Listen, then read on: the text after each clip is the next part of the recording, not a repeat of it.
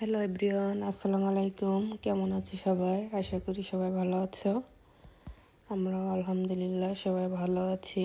আজকে আমাদের বাসায় ইফতার পার্টি আয়োজন করেছি, বন্ধু বান্ধব সবাইকে নিয়ে, আত্মীয় স্বজনদের। সব কিছু আমি একা একা মেক করেছি বাসায়।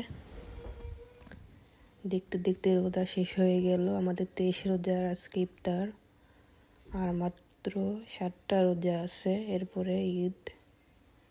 মনে হয় সেদিনকে রোজা শুরু হলো। আর একটা কেক এনেছি আমরা, এটাও কাটবো, কেটে খাবো সবাইকে নিয়ে। আর আমাদের আজকে একটা হলুদ কালারের তরমুজ এনেছে। এরকম তরমুজ আমরা কখনো খাইনি, আজকে প্রথম খাবো আমরা। আল্লাহ হাফেজ।